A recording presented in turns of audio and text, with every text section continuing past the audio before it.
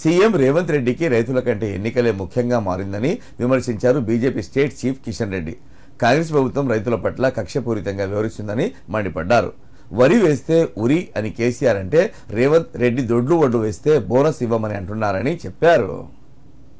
యాదాద్రి భువనగిరి జిల్లా బీబీనగర్ మండలం రాఘవపురం, రుద్రవెల్లి ఐకేపీ సెంటర్లను కిషన్ రెడ్డి సందర్శించారు. కొనుగోలు ఆలస్యం కావడానికి గల కారణాలను నిర్వాహకులను ఆయన అడిగి తెలుసుకున్నారు. 45 రోజులు గడుస్తున్నా కొనుగోలు ప్రక్రియ పూర్తి కాకపోవడం, కొనుగోలు ప్రక్రియ నత్తనడకన సాగుతుండడంపై కిషన్ రెడ్డి ఆగ్రహం వ్యక్తం చేశారు.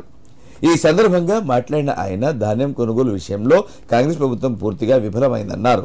రుణమాఫీ లేదు, బోనస్ లేదు, రైతులు మోసపోయారన్నారు. దేవుడి మీద ఒట్టు పెడితే రైతుకు న్యాయం జరగదన్నారు. మోడీ ప్రభుత్వం ప్రతి గింజ కొనడానికి సిద్ధంగా ఉందన్నారు. రైతులను బీఆర్ఎస్ మోసం చేస్తే అదే బాటలోనే రేవంత్ రెడ్డి నడుస్తున్నారని మండిపడ్డారు. తడిసిన మొలకెత్తిన ధాన్యాన్ని బేషరతుగా కొనుగోలు చేయాలని డిమాండ్ చేశారు. సన్నరకం పేరు మీద దొడ్డు వడ్ల రైతులకు అన్యాయం చేస్తే బీజేపీ సహించదని చెప్పారు. ప్రభుత్వ వైఖరికి నిరసనగా త్వరలో ఉద్యమ కార్యాచరణ రూపొందిస్తామన్నారు. 5 రోజులుగా మరి మహిళా రైతులు ఇక్కడ ధాన్యాన్ని తీసుకొచ్చి మరి ఇక్కడ ఎండకు ఎండుతూ వానకు తడుస్తూ మొలకలెల్లుతూ పంటలు నష్టపోతూ రైతులు ఇక్కడనే 45 రోజుల నుంచి ఎదురు చూస్తూ ఉంటే ఎప్పుడు కొంటారో అని ఏ మాత్రం కూడా ఈ ప్రభుత్వానికి కనికరం లేదు.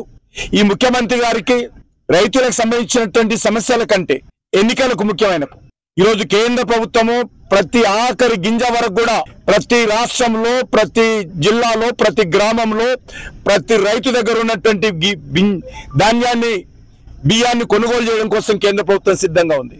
ఈరోజు రైతుల పట్ల కక్ష కట్టినట్టుగా కాంగ్రెస్ పార్టీ వ్యవహరిస్తూ ఉంది.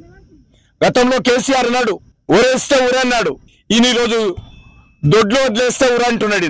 నేను ఒకటే అడుగుతా ఉన్నాను, మీరు ఎన్నికలకు ముందు 100 రోజుల్లో ఇచ్చినటువంటి 6 గ్యారెంటీలు అమలు చేస్తామని చెప్పారు. అందులో ఒక గ్యారెంటీ రైతులకు సంబంధించినటువంటి గ్యారెంటీ ఏమైపోయిందని అడుగుతా ఉన్నాను. ధాన్యం కొనుగోలు విషయంలో కాంగ్రెస్ పార్టీ ప్రభుత్వము పూర్తిగా వైఫల్యం చెందింది. చేతగానితనంతో రైతులను ఈరోజు రోడ్డున పడేసింది ప్రభుత్వం.